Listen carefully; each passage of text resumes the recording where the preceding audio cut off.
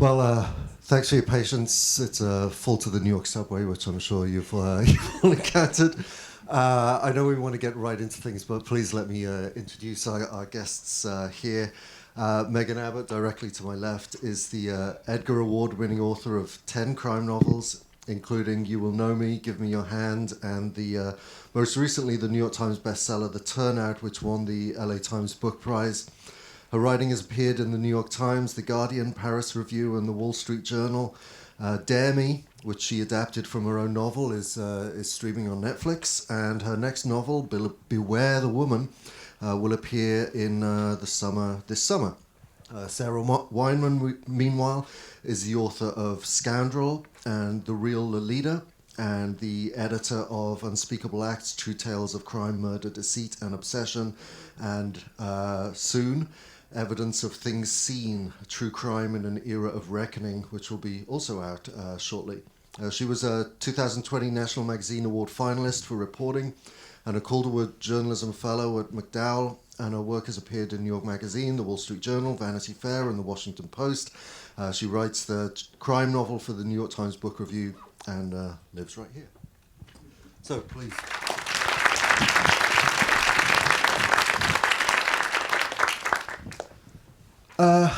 I thought, maybe we might start. A lot of us in the room just saw In a Lonely Place, based on the Dorothy Hughes novel. I have my copy of this here, which has an afterword by Megan Abbott, and then at the back, a quote from Sarah Weinman, In a Lonely Place blasted my mind open to new ways of reading. I think the running joke with Megan and myself in a Lonely Place is that we just keep trading writing back and forth. It's like, okay, it's your turn. So, but obviously this is a kind of a point of shared interest for I guess everyone here if we saw the film as well. Well, what is it then about Dorothy B. Hughes, if we could start with that? Yeah, so I mean, I think it's actually Sarah that first told me about this book. We were going like 15 years ago now, but I knew the movie so well as a lover of old Hollywood and film noir. I didn't even know there was a book, and I read it, and I really have come to see it as this sort of lost key to hard-boiled and crime fiction history, this sort of missing piece, though it was well regarded at the time. It fell out of print for many years until Feminist Press first reissued it, and then New York Review Books. But it's just sort of one of those books that sort of had been erased from the canon of crime fiction, which is so dominated by these male voices. And this book is not only had been forgotten and was sort of so vital and just an amazing and tantalizing read, but it's really about gender and power and crime fiction and these sort of tropes of noir, and it's really presages Talented Mr. Ripley, the entire Ripley series. This is really Ripley before Ripley. It's before Jim Thompson, Killer Inside Me. It's well before American Psycho, but the book is very much still, I think, maybe even the smartest version of all those stories, so astute and so uncanny about its sort of dissection of gender politics. So it's one of those books I'm just an evangelist for, because I think if people read it, it would just open them up to so much more. So my introduction to In a Lonely Place, the book, was when Feminist Press reissued it, I think in 2004.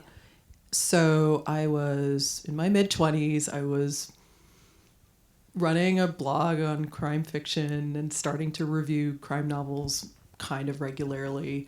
And I'd never heard of this book, and I thought, wait, a woman writing this kind of crime novel in 1947?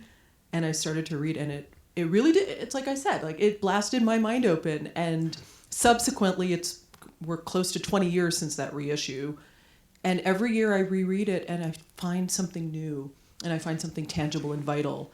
And I think often that it really is the inflection point between where crime fiction had been, especially of a hard-boiled nature, but even the more domestic suspensey stuff that was happening in the late 30s through the war and after, and that inflection point, and then everything that came after, consciously or not, owes a huge debt to Hughes, but certainly In a Lonely Place. Like what she was doing structurally, what she was doing with Dick Steele as a character, what she was doing with the women who just know so much more than they're letting on, and the reader is always several steps ahead of Dix, and it's so...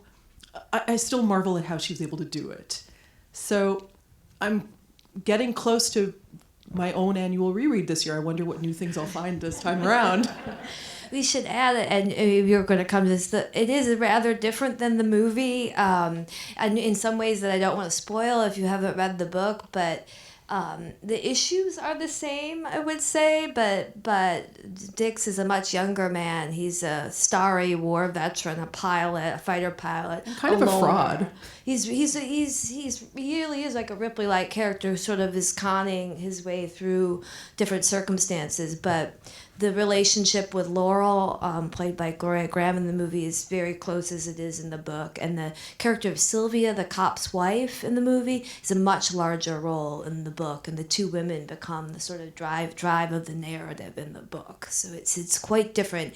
And yet I think in some ways they really do line up very interestingly in terms of things they're interested in, this sort of toxic male masculinity coming out of the war.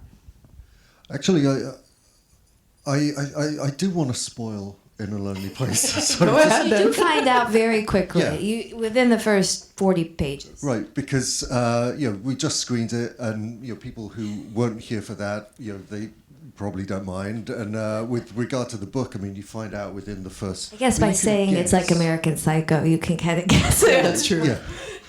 So in the book, Dix is a killer. There's no question. He's a serial killer of women and a serial rapist as well.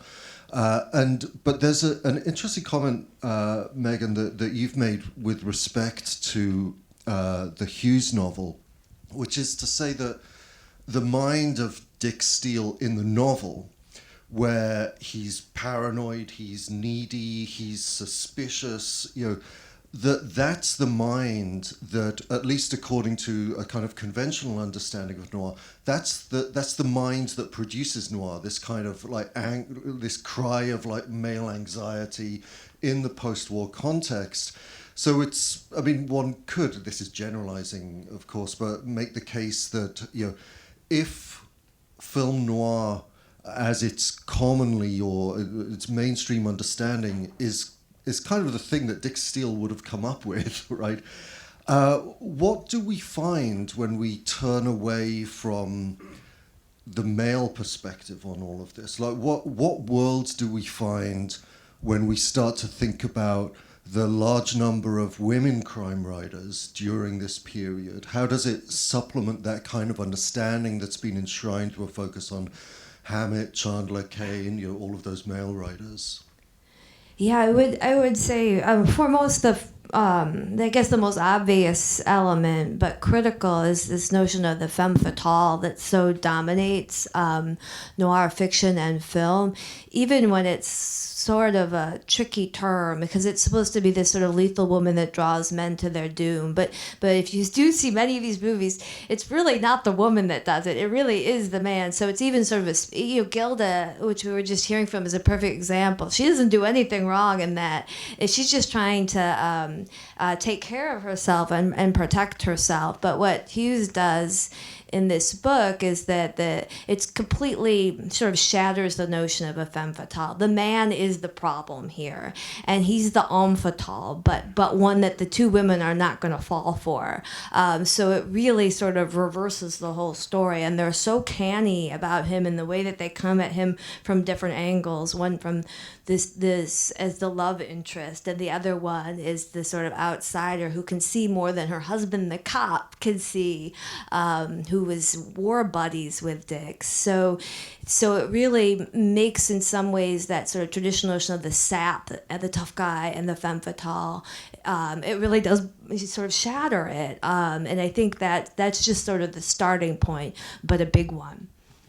It's also interesting to think of In a Lonely Place, the novel. I think the film is obviously doing different things because of the psychology of Nicholas Ray.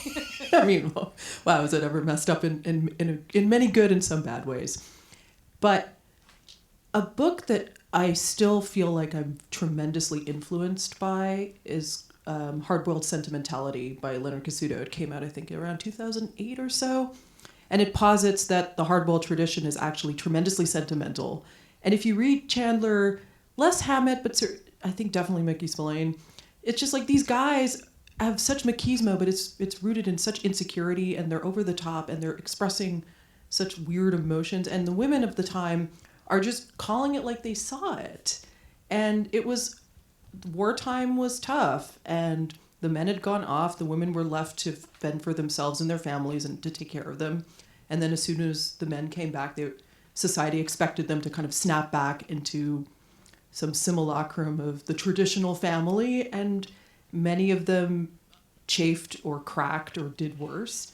And the women who were chronicling this in crime fiction were drawing from real anxieties and channeling them into fiction. So I think Hughes did that. Certainly Margaret Millar would do that in the 50s. Highsmith was doing her own thing, but I think she was clearly aware consciously and subconsciously of all of what was going on. Charlotte Armstrong did a lot of that as well. Dolores Hitchens did that to some degree. She kind of wrote all over the place, but certainly with Fool's Gold, which was the book basis for Bande à part, like that's a real unsentimental book. And I just feel like women are kind of better at being hard-boiled than men when it comes right down to it. That's an interesting point. I was wondering whether it might be worth talking or mentioning somebody like Elizabeth Sangsay Holding and The Blank Wall in particular as a book that is, it's again very much rooted in the context of gendered experience in the 1940s during World War II, but from the home front perspective, and it's about what happens when the main character Lucille Holly is left on her own at home. Her husband is away fighting, and a dead body shows up. So it's a significant kind of change of perspective, I think, from what you find in the conventional understanding of noir. It's a great book, and it's been adapted twice for film. As The Reckless Moment is the first one, and then what's the one? The Deep End. The Deep End with Tilda Swinton. But I think that one's interesting because she does have to take care of everything and sort of solve this problem of this body and her family and she. But there's also, she gets a real erotic thrill from getting involved in the underbelly too. So it's not that these women have to become these sort of taking care of everything and always sort of perfect and steely, and that they can be messy too. And I think one of the things that's so great about that book is it understands that there's something kind of thrilling about her dance into the dark side. This sort of housewife, this homemaker, this sort of the ignored woman definitely has her own sort of urges. Yeah, I mean, she's so curious, and she spent her whole life adhering to expectations, getting married young, having kids, doing what she's expected to do, and then all of a sudden, this dead body and the fact that she has to... At first, it starts out that she's trying to protect her daughter, but then it becomes this whole other thing, and you can just feel like how she falls down different levels, and her curiosity keeps getting the better of her, and it is such a fascinating push and pull. It is, and it's great in the movie. If you see the movie The Reckless Moment, which is easily available, just Joan Bennett and James Mason, who plays this criminal who's trying to He's so help her, good. and it's so hot. Like, he's so excited by this housewife, this matronly housewife. She's not matronly; she's Joan Bennett. But like there's so, like the thrill and those scenes between them are crackling, and it feels like the most subversive thing you've seen somehow, that this is allowed to happen. No, that's a great point, and it's actually in the film is somewhat different in that respect, in that it does kind of underscore the possibility of a romance between them in a way that I mean, correct me if I'm wrong, but that the novel doesn't quite push it quite as far as the film, I think. That's right. Yes. And I'm also thinking about someone like Charlotte Armstrong, where we don't have mean streets necessarily in Charlotte Armstrong. We have like a mean home or a mean hearth, a mean living room where the father turns out not to be who the daughter figure thought that he was, and so on. Yeah, I mean, Armstrong She was someone who really, I think, embodied this whole domestic suspense, at least as I originally defined it. Now I think it's become a whole other thing contemporarily. But at the time when I was editing my first anthology, Troubled Daughters, Twisted Wives, the whole idea was, who are these women writing from between roughly World War II-ish through the early 70s who were, dealing with real psychological domestic terror. And Armstrong really plumbs that depths. You see it with Mischief, which became the basis for Don't Bother to Knock, with The Unsuspected, which also was adapted into film. And then one of my own favorites, which was sort of her attempt at a conspiracy thriller that's rooted in family, called Lemon in the Basket, which I think it was recently reissued, but it's absolutely worth seeking out because it was published in 1967. It was playing on a lot of the paranoid stuff that was understandably happening post-Kennedy assassination, Malcolm X. It predates Martin Luther King and RFK being assassinated, but it feels like it's somehow about that also. And yet it's also about this dysfunctional family. So just the way that she could marry these two disparate genres in a way that felt wholly convincing. There are very few people I could think that would even attempt that. And she did it, and it's 200 pages long. And that's the other thing too, is that a lot of these novels are so short and they pack so much. They're so dense, they're so psychologically complex in a way that so many 500-page novels often are not. Yeah, the copies of Charlotte Armstrong and Elizabeth Sankey Holden's books that I have at home, they're the 2-issue ones where you read one novel and then you turn the book upside down and just start reading the next one. So yeah, short but sweet. Of course, you're both writers in your own right, and so maybe we could talk about how you relate to all of this. Just to start with you, Megan, am I right that your first book is not a work of fiction? Right, your first book is the book version of the dissertation that you completed at NYU, right? That's right. Yeah, it was. It's about the tough guy figure. Really, it came out what year? 2002 or something, around there, and it was really about the tough guy figure in Chandler, James M. Cain, who you may know from Postman Always Rings Twice and Double Indemnity, and Mildred Pierce and Chester Himes. So there's great, so it's this amazing, psychotic, increasingly psychotic and thrilling detective series set in Harlem. And it was really about the tough guy figure and how fraught and beset he is, really, and how complex he is. And his sort of anxiety, both in his maleness and his whiteness and his straightness, which is all these things that are sort of very... there's a lot of anxiety about issues of race, about gender, about sexuality, and it's sort of this sort of fraught figure. It's as opposed to being what I think we sometimes think, especially from the movie adaptations, as this sort of very steely figure that in a lot of the classic movies you get, Maltese Falcon or The Big Sleep, where there seems like there's nothing these guys can't do. In the books, they're not really like that. They're really kind of a mess, and you feel like they couldn't make it across the room sometimes, much less solve these cases. So it was really about that figure. And then where does your own fiction, or how does your own fiction relate to that? Would you conceive of it as in some way a continuation of the project that you began in your PhD? Or are you kind of trying to stand things on their head? What's happening there? Yeah, I didn't really think of it consciously at the time. I just really read a lot of hardboiled fiction all in a row for 2 years, as you do when you're writing your dissertation. I just kind of fell in love with that world, but with a few exceptions, there weren't really any women in those books, and other than the what we would call the femme fatale is often even in the perimeter of the story. So I really just started writing a novel as a way to write a woman more like me, who, in the case of my first book, who's a school teacher, into one of those books. And it was really just as a exercise in fantasy to sort of enter those. and then that it just sort of came from that, wanting to be in that space, and then it just sort of natural that the way that when you center those stories around women, how they're different and how they're the same too, that those same issues of power and control and paranoia and sort of psychosexual dread, they come in anyway because that's the world. But the other elements that then come in because you're dealing with housewives, working women, so it gives it this different vantage point.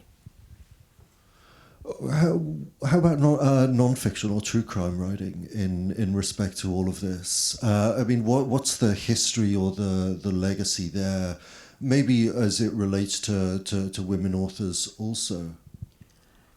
Yeah, I mean, I was thinking about this one, thinking about the first time I read Die a Little, which is Megan's first book. And I remember the galley came and it was like this yellow cover because Megan's publisher at the time, that's how they did galleys at the time. And there were women writing noir novels. I think the main one was Vicki Hendricks in Miami Purity. It's wonderful. Right. It was her sort of feminist retelling of The Postman Always Rings Twice, and it still makes my hair stand on it. It's so good. But there just weren't that many. There were women writing PI novels. There were women writing psychological suspense, or what we used to call femjep, or women in jeopardy novels. But something like Die a Little just felt really just out of the ordinary. And I loved it and said so. And that's how, we become friends. But in terms of nonfiction, there were women obviously writing true crime. That goes back to at least over a century ago, like people like F. Tennyson Jesse and Lillian de la Torre and the many, many crime writers who were obsessed with particular true crimes to the point where they were publishing anthologies where they just talked about the cases we're obsessed with. I mean, we keep cycling through a lot of the same things over and over again. It just that the technology or the mass medium keeps changing. And then, of course, there's Anne Rule, who had been a reporter for True Detective magazines. I think she was a former cop. And then she befriends, to her, for good or for ill, Ted Bundy. And before he was known as... Right. And he was just volunteering on the crisis hotline. And she had no idea what a terrible, horrible human person he was. But then she writes The Stranger Beside Me. And that launches her career as a crime writer who also focuses a lot on the victims and really tries to get at the heart of why people commit heinous murders. So obviously Anne Rule was an influence, although she wasn't somebody I could point to, say, when I was in high school and say, I'm reading her voraciously. If anything, I came to true crime through crime fiction. And a lot of the reading that I did, the reviewing that I did, the short stories that I would eventually publish, all of that was like the technique and the craft of storytelling that when I was looking at the real crimes that began to obsess me, that when it was time to start writing about them, I could draw on what I knew from fiction and what I read and who I most loved and try to apply that so that if you read one of my books, like my hope is you can't put it down, but also that it will leave you thinking about why people engage in the most extreme behavior and how it really could be almost any one of us. And I was just thinking, because Sarah and I also am a true crime enthusiast. I came to it first before crime fiction, but I think one of the things that speaks to your question is that true crime has always been consumed more by women than men. It's always, and it remains that way. And we've talked about this many times, how weirdly, maybe not weirdly at all actually, but maybe from the outside weirdly, it's because that true crime is a place where quote unquote women's issues are actually explored, the ones they're not supposed to talk about, domestic abuse, fear, trauma, crime in the family, in the home, these sort of forbidden female aggression and rage, that they're always when in other genres you couldn't talk about this stuff. It was considered still is sort of questionable sometimes. It's very hard to get away with that, but in true crime it was all right there. I think one other thing that I've been thinking about too is that as we are in another instance of, I guess, perpetual moral panic, that it's so interesting to contrast what makes people gravitate towards those moral panics versus why people gravitate towards true crime. And it's like you can't face the reality and the depressing frequency with which people are abused and harmed. So therefore, people create these elaborate conspiracy theories and fantasies about who is harmed because they literally cannot face up to the reality of it. And yet true crime tackles that almost right on. And yes, there are issues and thorniness and ethical quandaries about when we transform real life trauma and pain into narrative, but in doing so, it can be a real reckoning in a way that feels a lot truer than devolving into conspiracy theory. I wonder whether, just to push on that a little bit, how the concept of true crime stands today. This is something that we were just talking about before we came out, but I mean, if you look at true crime, let's say the Alex Murdaugh trials, that just in constant conversation about it. I mean, that seems to be something that would be very amenable to how we understand true crime, right? But in an era of like Me Too, Black Lives Matter, and many of the other protest movements and upheavals, it seems to, I mean, those are true crimes as well, right? And does that then place a certain pressure on the genre to transform or to address these issues? So obviously true crime is a perennial genre. I think as long as America has existed, that its denizens have been obsessed with lurid crimes of a certain sort. And every time there's like a change in the delivery method of news and media, there's usually some great crime that accompanies it, or some like trial of the century that accompanies it. And I think the Murdaugh murders definitely count. That definitely had this feeling of a trial of the century in terms of how the media was covering it, how the Southern Gothic nature of it, just the family, yeah, it just, all the elements were there. So no wonder people were captivated by it, and I think will continue to be. What may be different, and what I have posited for quite some time, is that there was a bit of a change when the first season of Serial became such a massive phenomenon. It introduced the world at large, frankly, to podcasts, and it also added this participatory element that people could go on the internet and post on message boards and say, I know better than what is being presented on this podcast. I'm going to go search out potential suspects and go talk to them, and I'm going to try to solve the crime. So it became, with the advent of more social media, people really felt almost compelled to be like amateur sleuths. And then I think the other better element of this ongoing true crime moment is that there has been more of a concentration on systemic issues. True crime moments of the past have mostly been about cases, less about the larger problems of mass incarceration, of societal breakdown, of race and class and sexuality and gender and the like. And so all of these things, all of these issues are really part of why we consider true crime in the way that we do now. My fear, though, is that like every true crime moment, there's always like a drop off where the emphasis on quality is overridden by the emphasis on quantity. And I think we see that with so many true crime documentaries on streaming services that are frankly unwatchable, or this emphasis on intellectual property where you have a case that becomes a magazine piece, that becomes a podcast, that becomes a documentary, that becomes a scripted series, that maybe you might throw in a book there, but books don't sell like all those other media. So somehow, instead of focusing on the people, it now becomes IP, and I think that is something that I'm deeply concerned with. I've been hogging the microphone for the last 30 minutes, so I'm just going to ask one more question, and then we can throw it. So think of your questions while they're answering this next one. But I mean, you talked about a drop-off period. Are we in a drop-off period? I mean, I think that if we can date the current true crime boom to 2012 and 2014 and Serial, with Sarah Koenig, and then on Netflix there was Making a Murderer, which again was a woman authored with Moira Demos and Laura Ricciardi. But it seems as though the kind of Serial template has been overdone by so many imitators over the last few years, and it also seems impossible now to imagine Netflix sponsoring something like Making a Murderer, right, when they can just easily come out with a new true crime documentary series based on some viral whatever.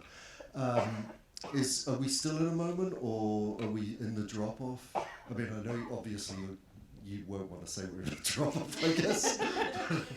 What I'll say is I'm perpetually surprised at the staying power of this true crime moment, but I think we are seeing signs of... I think we're seeing cracks, and I'm curious, Megan, especially since you're coming not just from the vantage point of an author, but also the vantage point of a showrunner and someone who works in Hollywood. Yeah, I mean, I would say more that the sort of saturation and problematic moment in true crime is more to do with the forms it's taking, which is really about the explosion of streaming and the sort of bubble that is streaming and podcasting. There's just too much of it, so there's just a lot more. Just like there's a lot more good stuff, there's a lot more bad stuff, and I think we're seeing that in all sort of forms of storytelling, and I think true crime is just one of those. But I think the best true crime, which, look, I consume all true crime, but it's really not the drugstore paperbacks. There's really, truly sort of deeply moving and resonant books that, publishers don't even like to call them true crime, but Sarah's books, certainly, something like Lost Girls. I mean, just today someone said, "Oh, Sarah, you don't write true crime books," and I said, "No, of course I write true crime books." Elevated. But that are actually looking at these issues. Lost Girls, if those of you who know it, is came out, about 10 years ago now? But it's this incredible book about these sort of series of murders on, it's called the Long Island Serial Killer Case, unsolved case.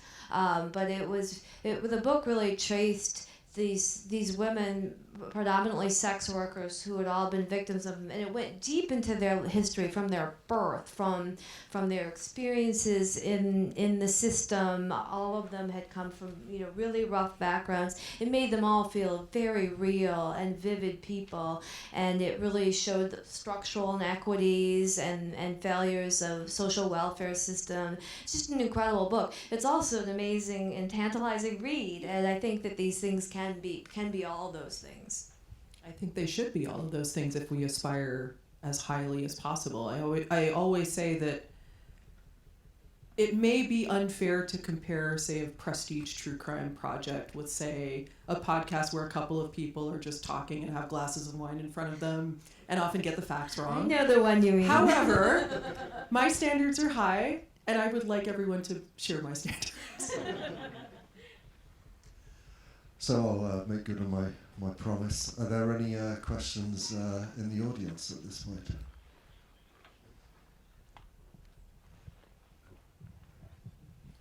I'm just interested, if you were on the Murdoch jury, how would you have voted?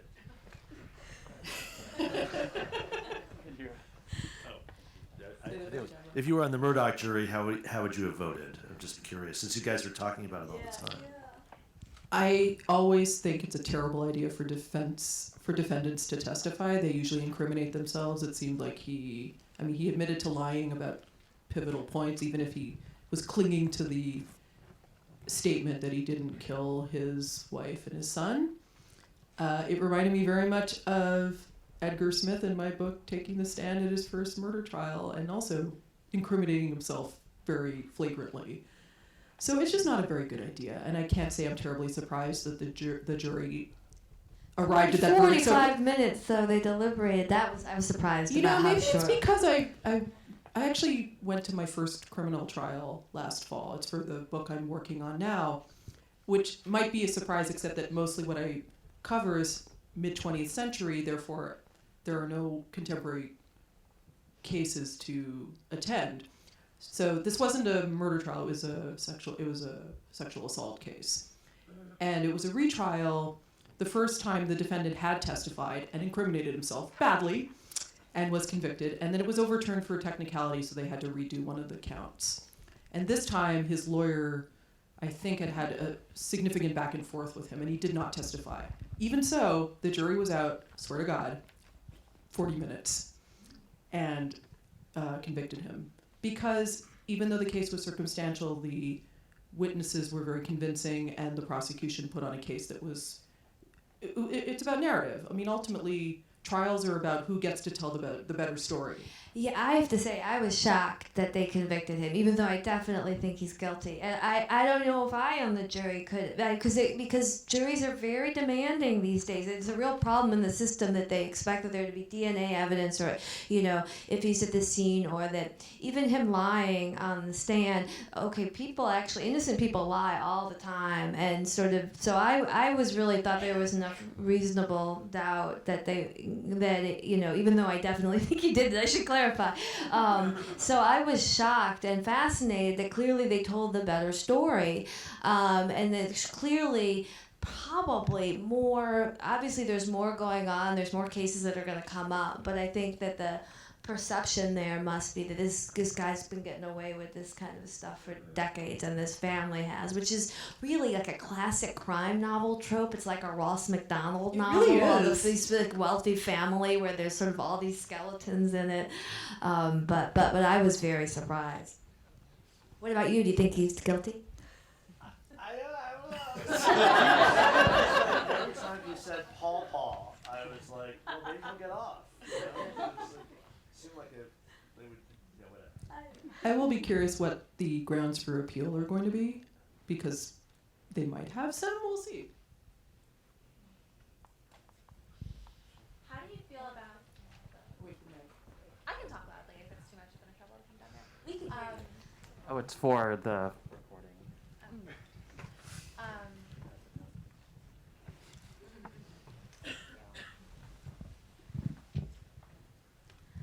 How do you feel about female criminals like Betty Broderick or Casey Anthony, who sort of get turned into like feminist folk heroes? Do you think that that's problematic, or do you see where people are coming from when they do that? Oh boy, I love Betty Broderick's story. That you really hit me with a tough one there. Yeah, I mean, I think that the discussion around it is fascinating. Of course, none of these criminal. I mean, in the case of Betty Broderick, definitely guilty, but definitely a wronged woman, and it sort of brings all these sort of issues to bear. And I think Casey Anthony is another one where it sort of becomes this fascinating landscape or blank screen on which everyone projects their own experiences or anxieties or concerns. I mean, I don't, you know, making this sort of folk heroization is generally a problem, but I think that impulse, seeing yourself in this person's sort of struggle, or being wronged, or being dismissed, or being rejected, I think that's all a useful conversation and a fascinating one. And I think that part of it is something that Sarah and I talk about a lot. I think the what's her name? Amanda Knox is really my favorite example. By the way, definitely innocent.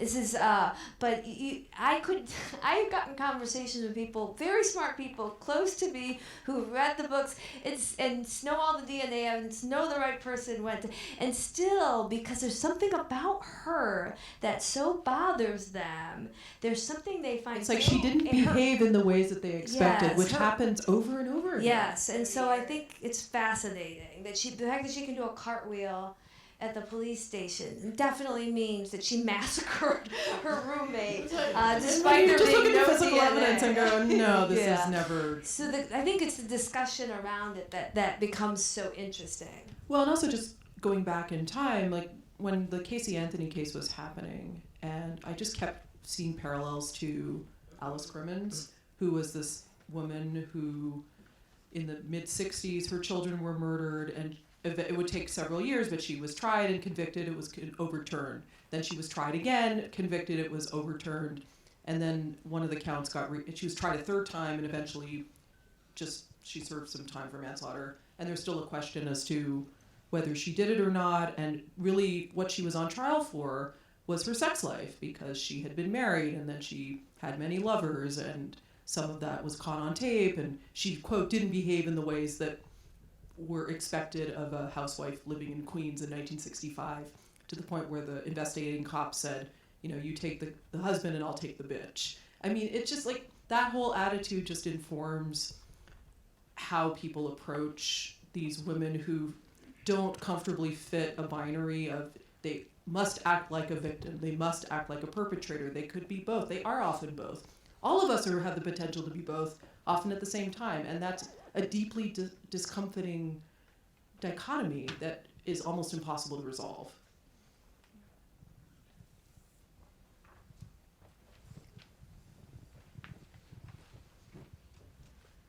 Thank you. That's truly fascinating conversation. I've enjoyed every minute of it. I have a question for you, Megan.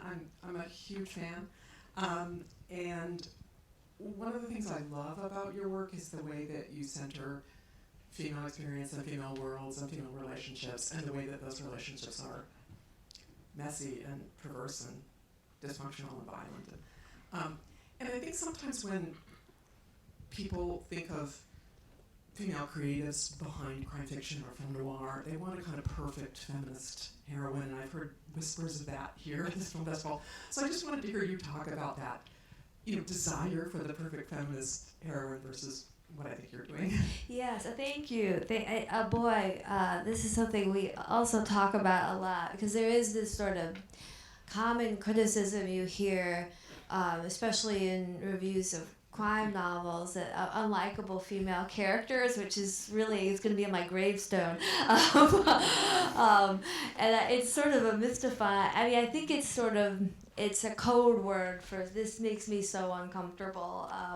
And I think that it's because for so long, not necessarily in general fiction, though somewhat there too, but in crime fiction, until the last 40 years or so, there just wasn't a lot of room for women to be the center of the story at all, and so sort of permission to have complicated characters who don't always do the right thing, and who sort of fail and have these dark urges. It just feels like the last vestige, and sometimes it feels like we're never going to get there.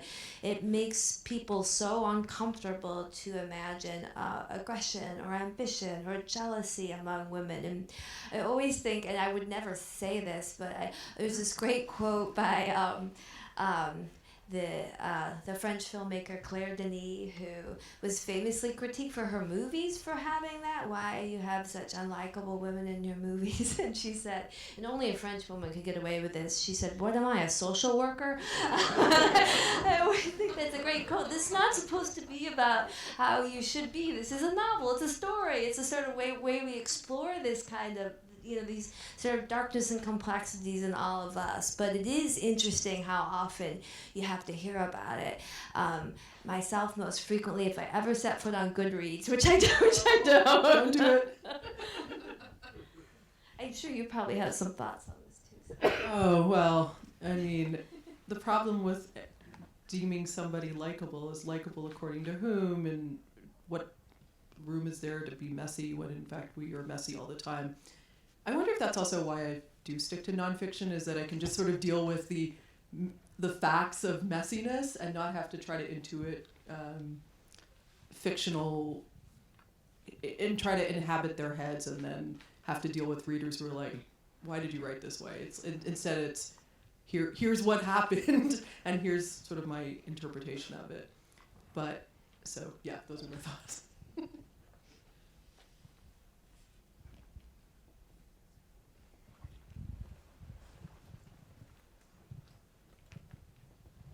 Thank you. This is a question for Megan as well. As a fiction writer, when you, maybe this is a naive question, but do you see the beginning and the end before you start, or do you just start somewhere and see where it goes? How does that work? Yeah, I do generally see the end in broad strokes, though. I generally see like an arc, like a 3 acts. But I have to have that, or I've just had or I don't finish the book. I've had many of those too. I think I have it, but I have to have a direction I'm going.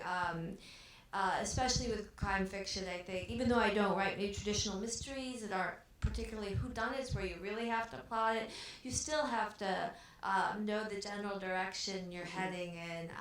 But I will say things do often shift during the writing of it. You think you know your character when you start, and then they start to surprise you, and they sort of maybe move you in different directions. And so things, usually though, the who done it or where we end up doesn't change, but a lot of things along the way might. And you have to be open to that. And in fact, that's the part that makes it fun. If I mapped everything out and just followed it to a T, there'd be no point in writing it for me, because as part of it is that sort of mystery of the sort of characters telling me things and telling me where they want to go, if that makes sense.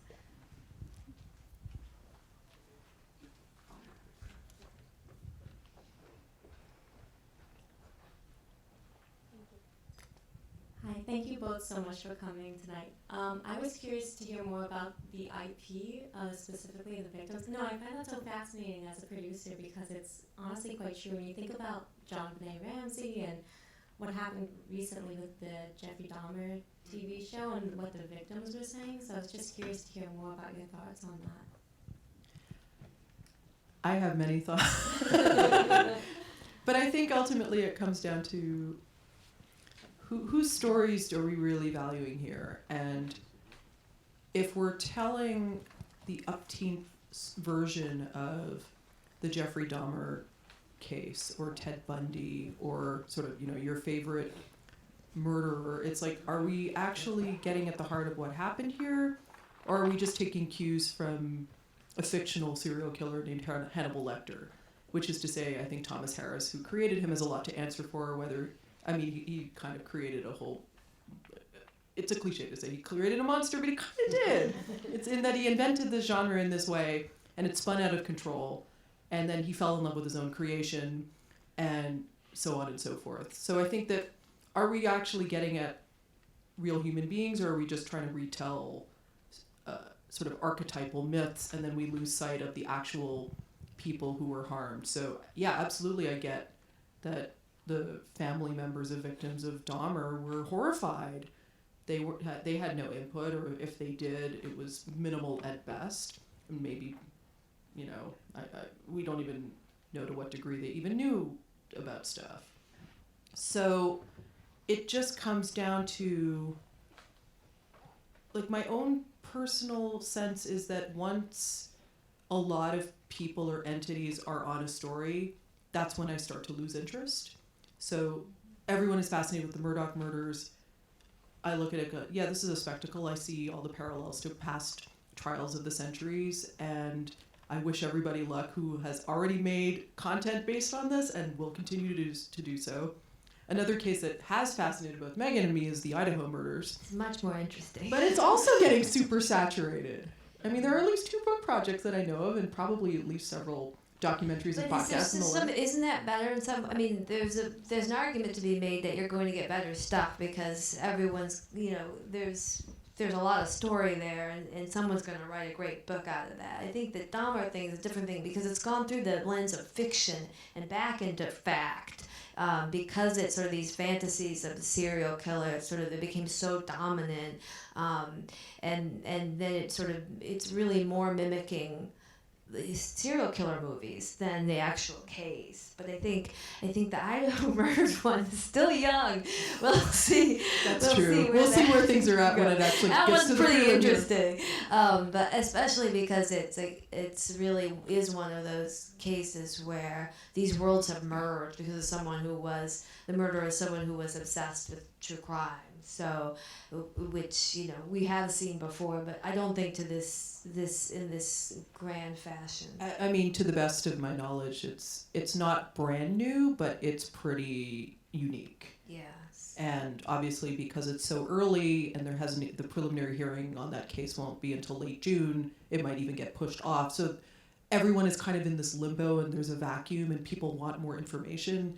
and so certain people are trying to fill it, some more successfully than others.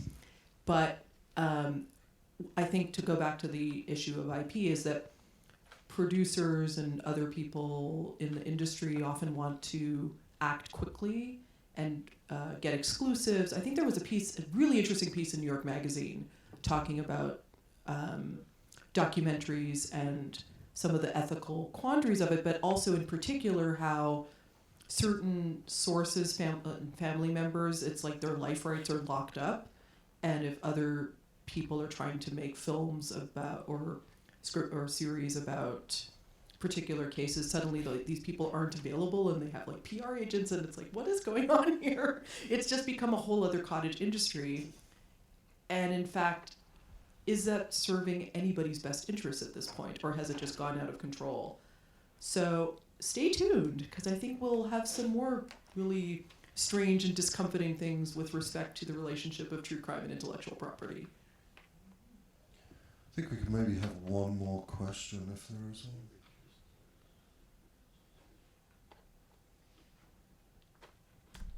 I think the Idaho murders silenced Everyone's pondering that one.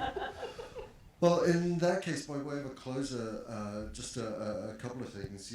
I wanted to say that, as I mentioned at the beginning, that you both have book projects coming out this year.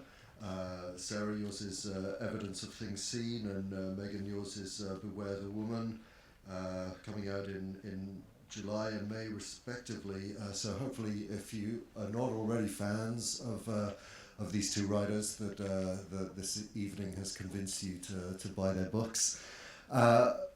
Here's the thing, Megan, I didn't get a chance to say this to you there first. The person who's going to introduce strangers on a train, not in our program, she's not able to make it. She's unwell. So I'd asked Sarah, and I was going to ask you if there were any fun facts or things that you could mention about Patricia Highsmith in that connection. And it turned out that, Sarah, that you have a piece on Patricia Highsmith coming out this Wednesday in the New York Times. That's what they tell me. We will see if production goes according to plan. So the New York Times has a series called The Essentials, which is pieces that get into writers who have large bodies of work and which books you should particularly focus on. So last fall, I sort of volunteered myself to write about Highsmith because I realized I'd never really written about Highsmith in a concerted way. I've written about her in dribs and drabs and around her, but I never sort of just sat down and thought, which are the books that people really need to concern themselves with. And obviously, stay tuned for the full piece. But what I will say as sort of a teaser is that I can't think of a writer who had an opening run of published books like Highsmith. I mean, you start with Strangers on a Train, which she wrote, it was published in 1950. She worked on it at Yaddo. Truman Capote helped get her into Yaddo. And then she hung out with Chester Himes. And the paperback edition of her diaries and notebooks just came out, and most of it concentrates on her early years. It's phenomenal reading. And it's such a window into what it was like to be a young person in New York City and to go out all the time and to be in different spaces and to discover yourself as a queer person, etc. So it's just, that's definitely a book I would wholly recommend. But between Strangers on a Train, The Price of Salt, The Blunderer, Talented Mr. Ripley, and Deep Water, like those are 5 of the greatest novels, let alone crime novels, that we've had. So just for that alone, her career is phenomenal. And then you add in many of the books that came thereafter. And she was just such a singular writer who was always plumbing her own obsessions and always dealing with particular compulsions.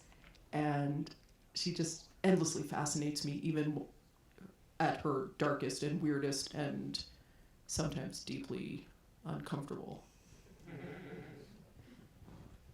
I'll also add one of the great performances of all time, Robert Walker in Strangers on a Train, is just really bravura. It's just the best. It's a perfect marriage of debut novel, Hitchcock adaptation, and a brilliant lead. Well, we're going to take a 5-minute break before we get the film started. But before we do that, thank you so much. And could I just, you don't know this, but Sarah and Megan in like emails that I had written to them like totally out of the blue saying like, can you come to this festival? Honestly, they could not have been more generous and with their time. It's so thank you very much. Thank you all. This was such a pleasure. Thank you.